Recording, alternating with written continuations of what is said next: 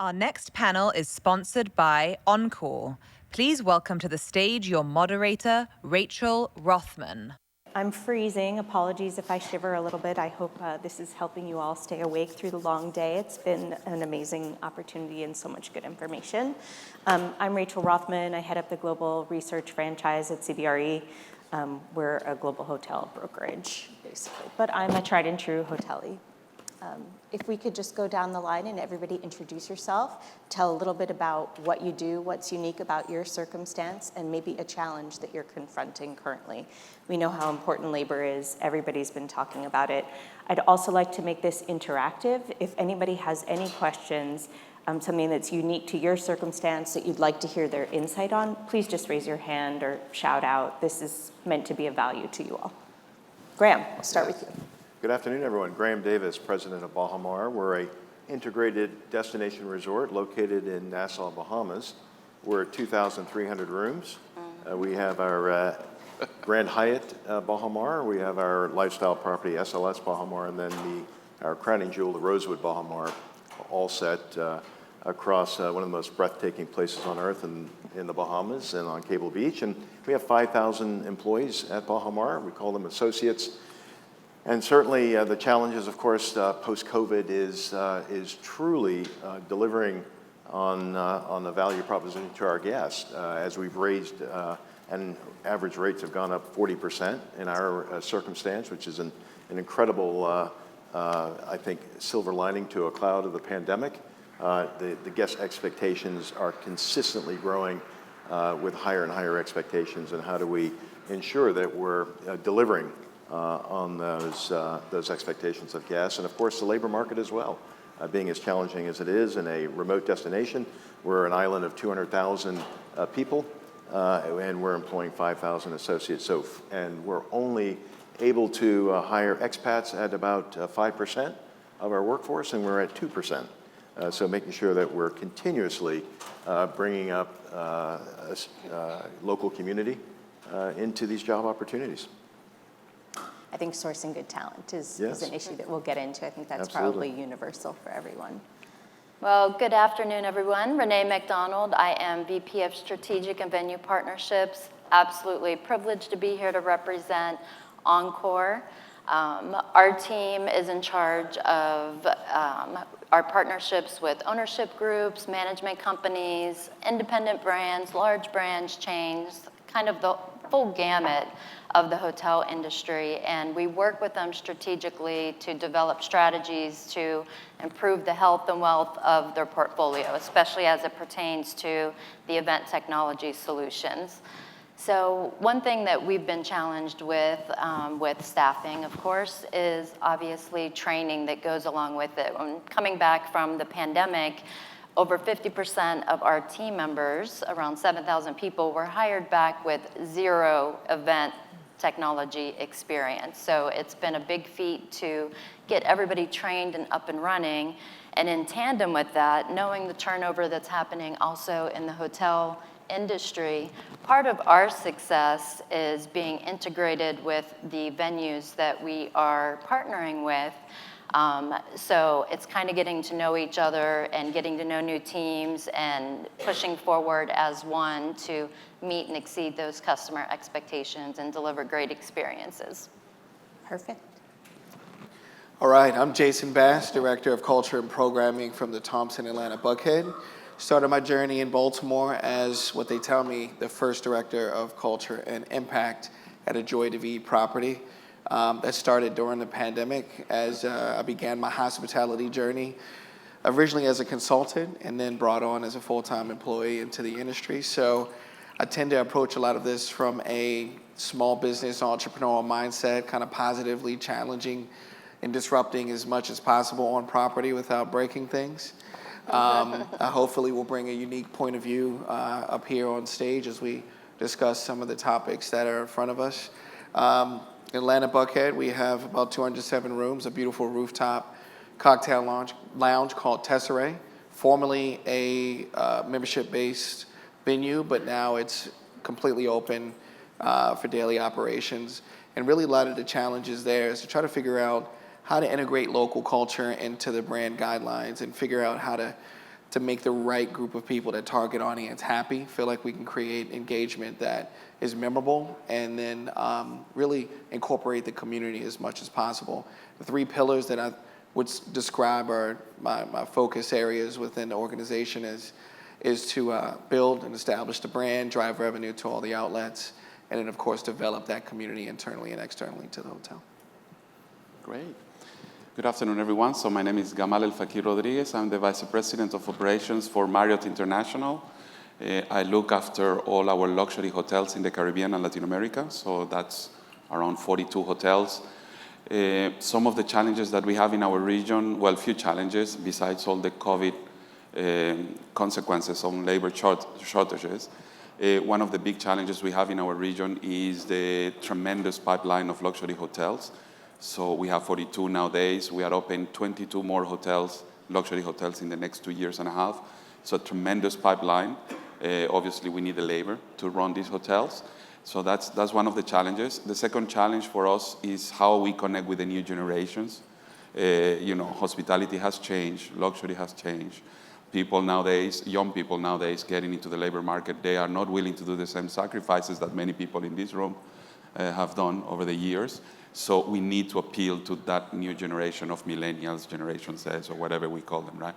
So I think this is one challenge that we have as an industry, how we can connect emotionally with them so they come to work in hotels rather than going in luxury retail or in any other industries, right? So that's also a second challenge. And probably a third challenge when it comes to labor force is what I like to call the tropicalization of luxury in the Caribbean and Latin America. So what is our voice of luxury in our hotels with our associates, and how can we leverage on that in order to continue increasing the amount of people who wanted to join our hotels and work with us.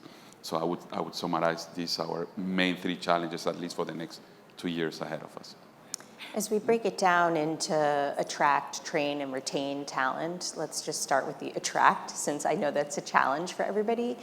Can you talk a little bit about what innovative strategies you're employing to make sure that you have top talent, particularly, as Gamal said, and we all know, right, the cyclical nature of hotels and the impact that it had on COVID.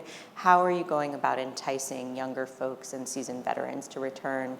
What are you needing to offer them, and how do you go about driving that culture? Well, I think the most important aspect of attracting and retaining is building the culture and what we do at Baha Mar is certainly from day one, and myself working in the Caribbean for over 25 years, understanding that focusing on the associates first, so focusing on the employees first, putting them ahead of the guests, actually, and making sure that they're inspired and motivated every day to come to work. And again, it's a simple formula, but many operators don't get it. If the employees are happy, the guests will be happy. And it really starts at day one, and really ensuring that you're hiring, of course, with the right attitude, training for skills, that is so important, particularly in an environment where you have a much lower skill set. It's important for us to attract talent from all aspects of industries out there in the Bahamas and certainly beyond. But focusing again on the employees first, we're the first employer in the Bahamas to offer free medical insurance for every associate. We have a full-time medical clinic on board with doctors from 8 a.m. to 11 p.m. A full pharmacy.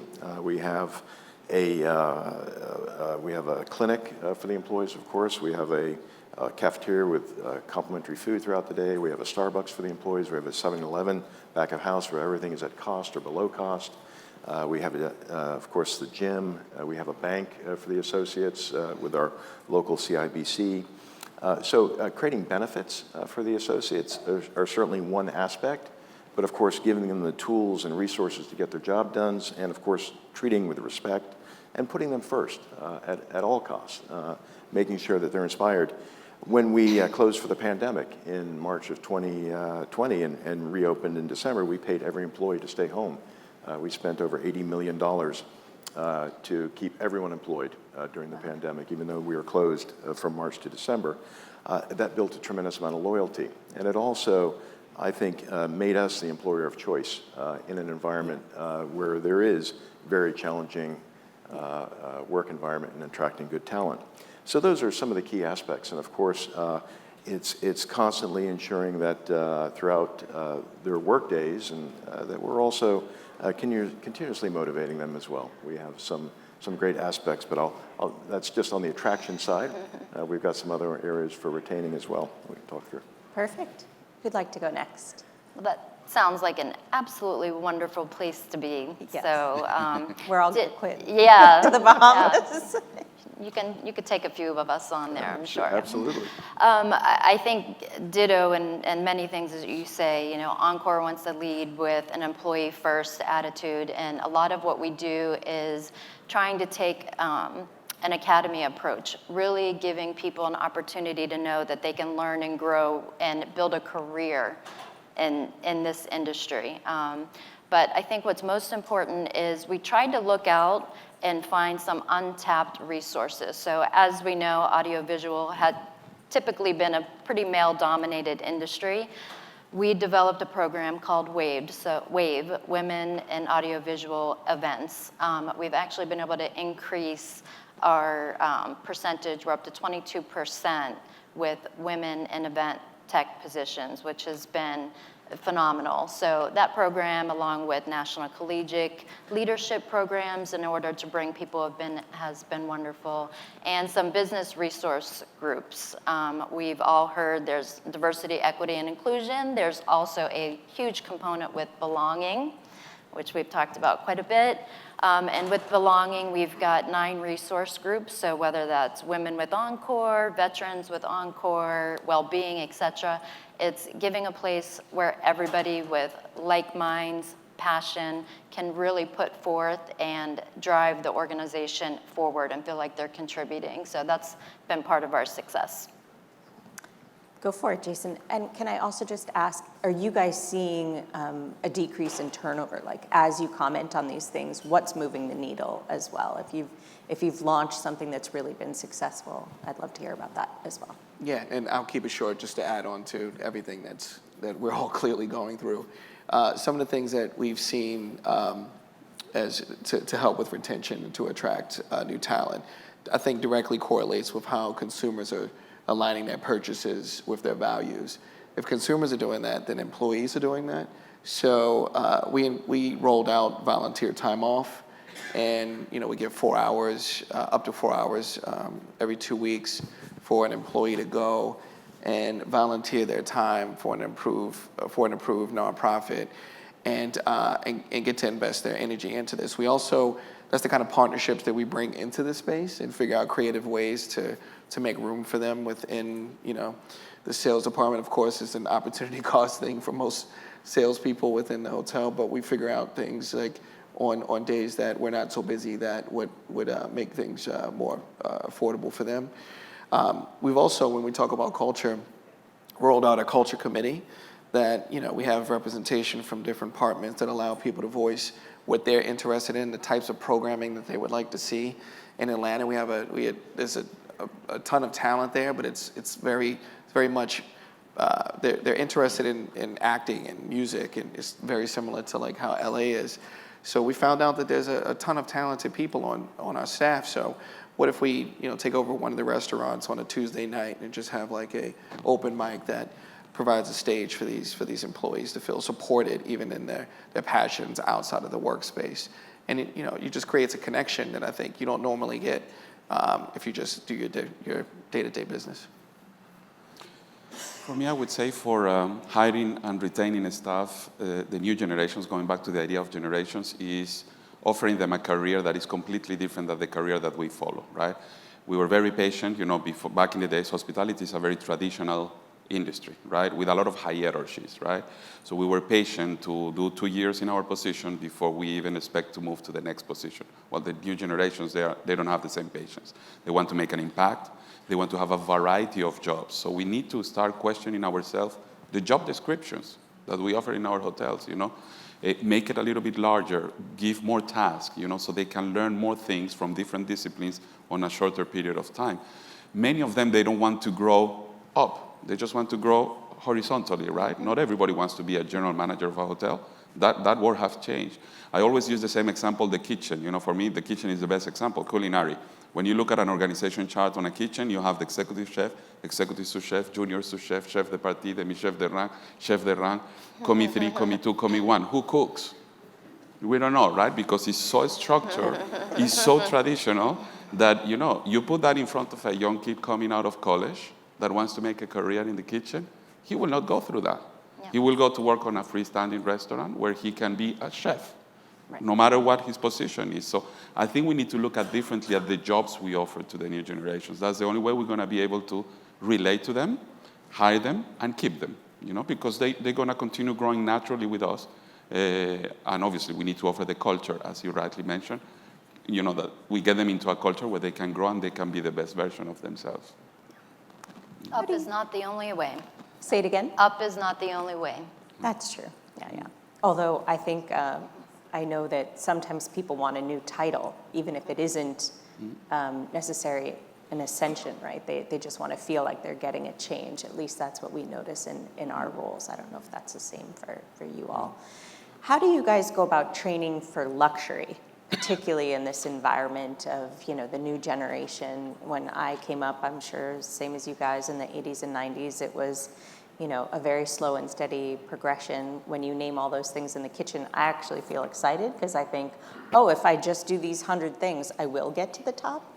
Other people might not want such a formulaic approach, but how are you training specifically for that luxury customer that expects a certain level of service, particularly when you might be dealing with somebody that's young or has less formal training?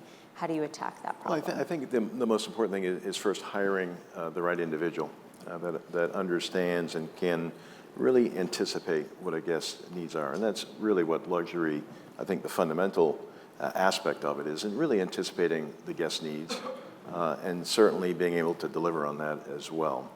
So obviously hiring the right individual with the right attitude. Of course, in our environment, training for skills. With our luxury resort, with Rosewood, of course, we have extensive resources available through the corporate training opportunity as well as through the property level. But there are other resources. Forbes is a great example that supports as well. That's Forbes Travel. Sure. And the guidelines that they utilize. There are outside services, Butler training services as well. There are inspirational speaking that can come in and really motivate and inspire the associates as well. But it does come down to hiring the right individual that can anticipate, that has the right attitude, and then of course using the resources that you have at the property through the leadership on property, through human resources, learning and development, and again, using the outside sources that are available out there in our industry, which is extensive. Does anybody else like to add anything?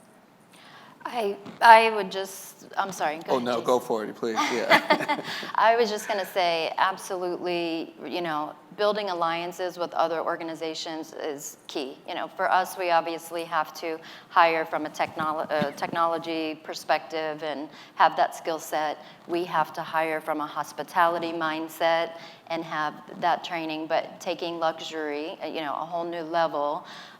We've just been named Forbes Travel Guide official event technology sponsor. So with that, our team members get access to 5-star luxury training. So it's going to help set us apart, help our team get more engaged, know what needs to be done on a luxury perspective. So I challenge you to do that with whether it's Forbes, MPI, there's so many different programs where you can build those alliances out there and have outside resources to help you.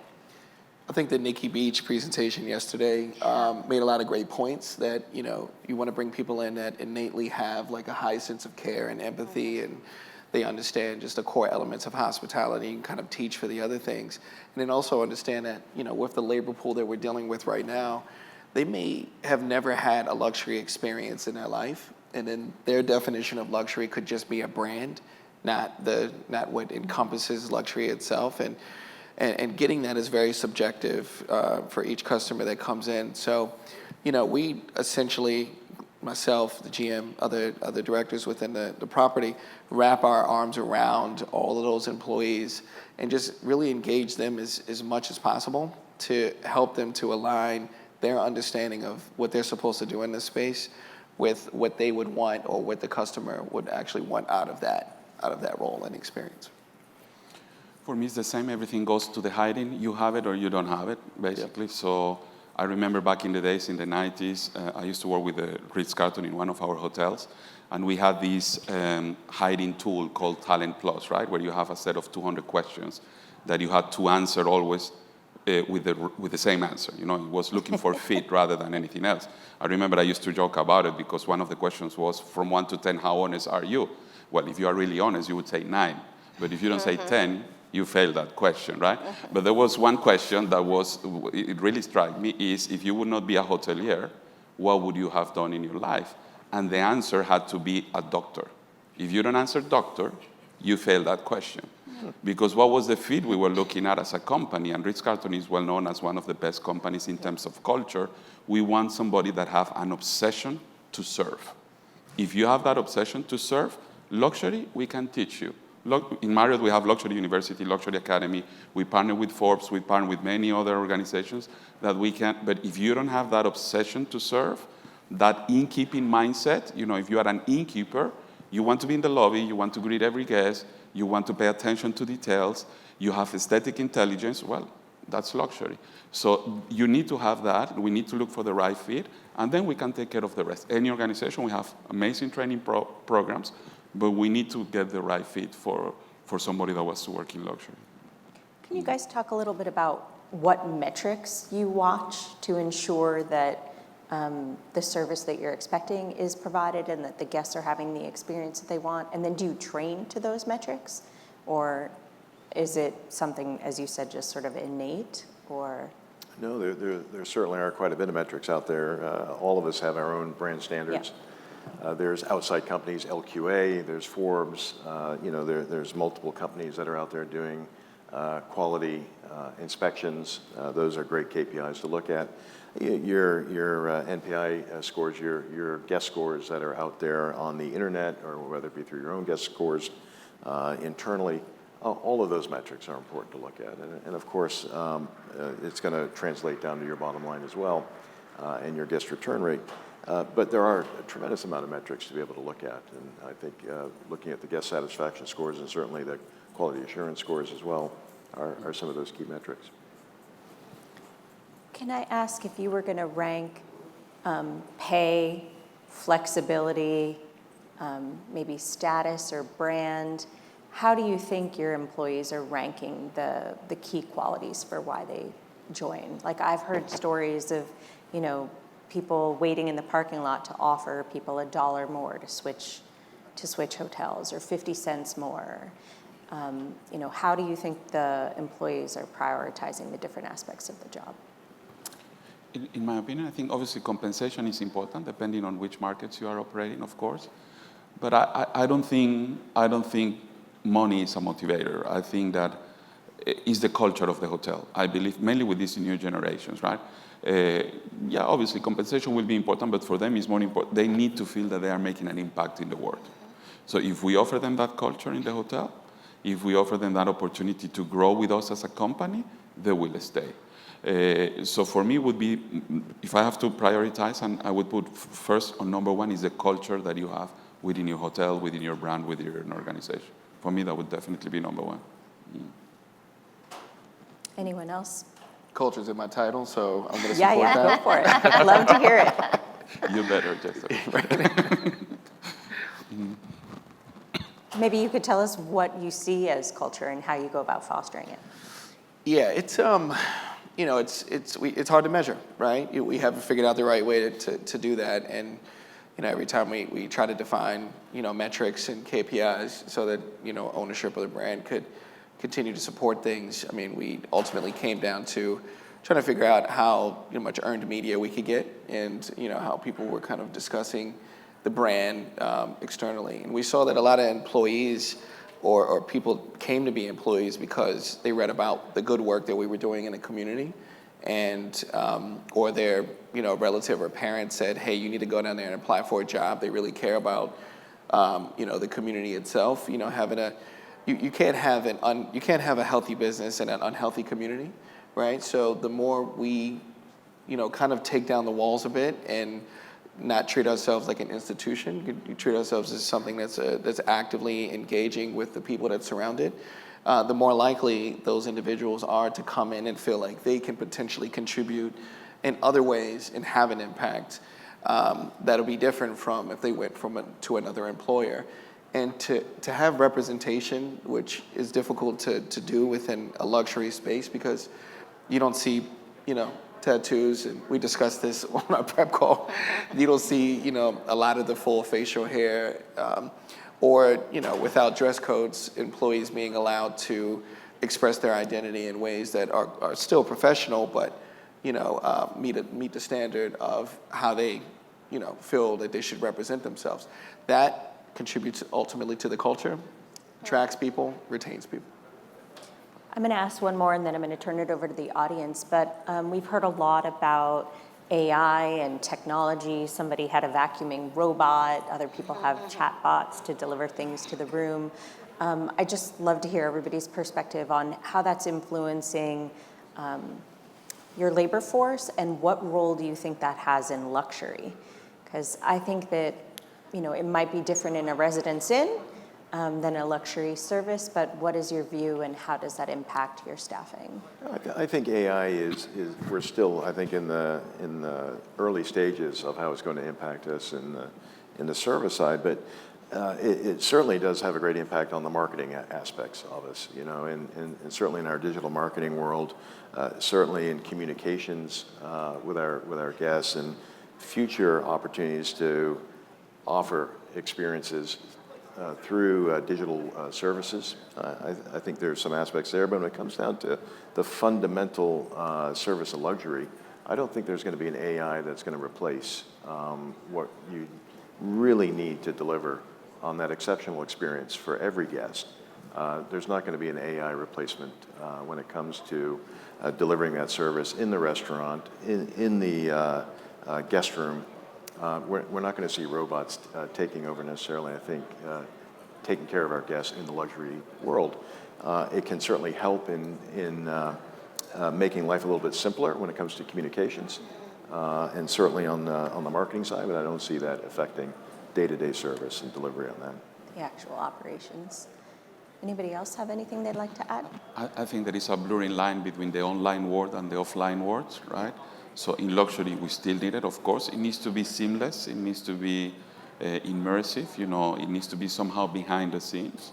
But I think technology will always help us to take care of the transactions or getting consistency on the processes that we have, but it will never replace the human connection.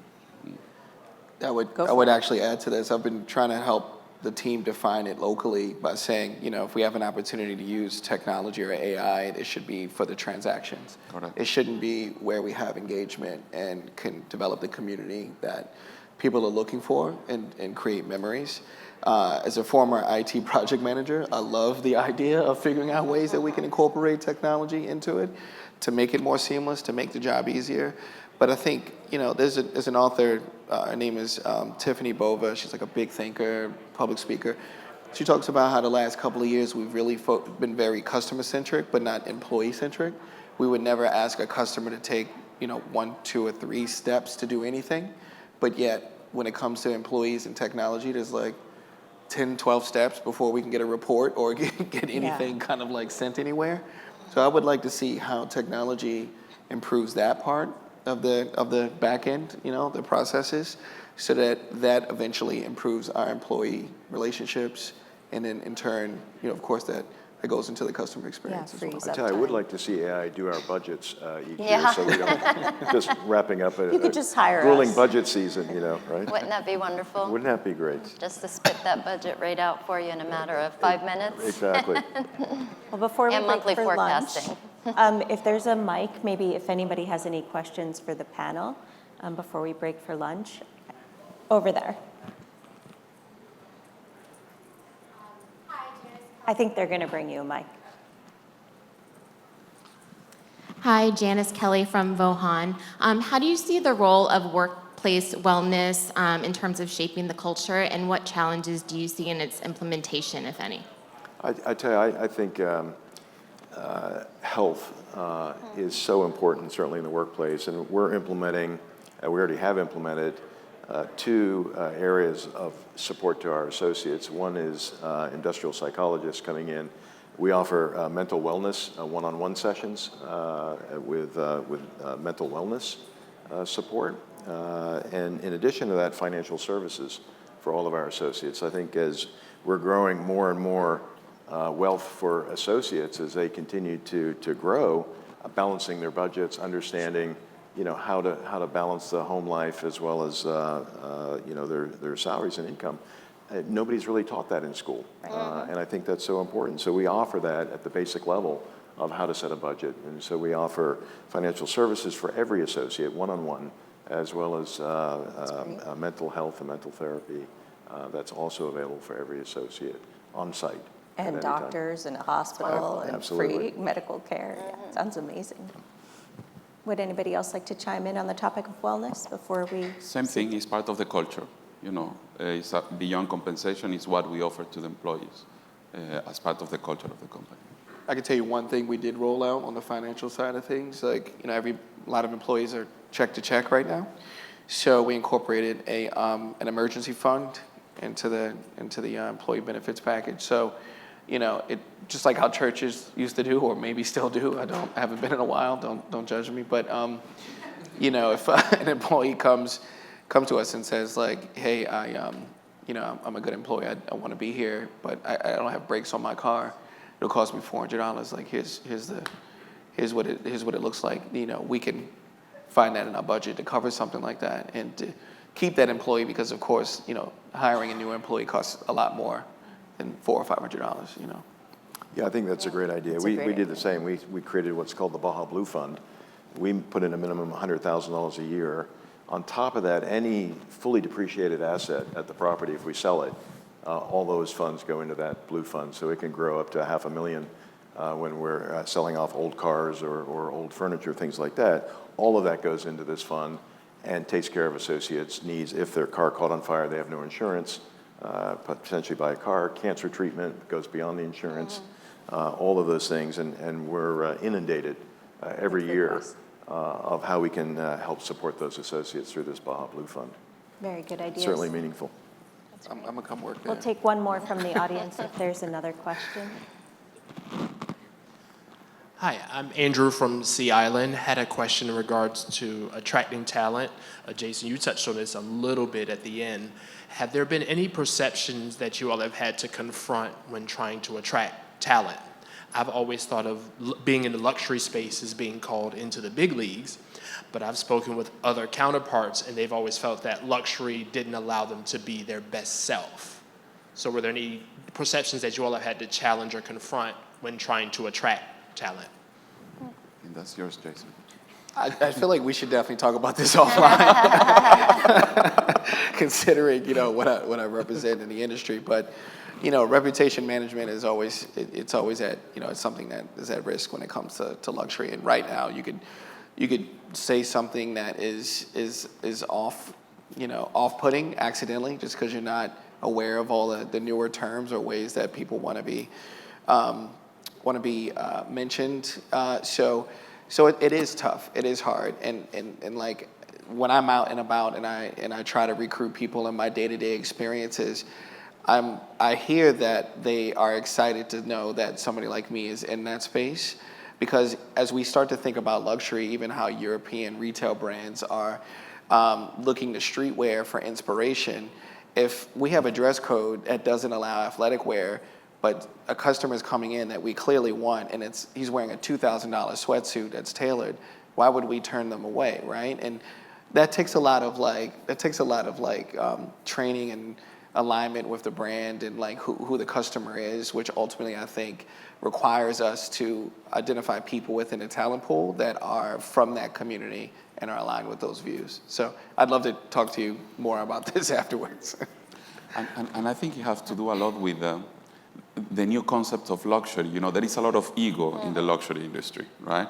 You don't need to wear a Louis Vuitton and travel first class to feel like a luxury guy, right? If we look at the values of luxury nowadays are curiosity, self-actualization, sustainability. So these type of values, you have them no matter where you come from in society. So I think it's important for us to understand that luxury is shifting. You know, the perception of luxury that we had back in the 80s with all this tradition and so forth is changing. So we as an industry, we need to change so we can relate to that type of customers. And obviously that will come with the associates. Let them be the best version of themselves. Tourism is a canvas of self-exploration. It's all about being the best version of yourself for both, for our associates, for our employees, and for our guests. So we need to switch our mindset in that direction, in my opinion. Shout out to the Jordans in the front row too, by the way. If you wouldn't mind making yourselves available afterwards in case there are other questions. I know this is such an important topic. Labor is really at the forefront of everybody's issues right now. So I just want to thank you all. Thank you so much for coming, and thank you to you all for spending your time with us.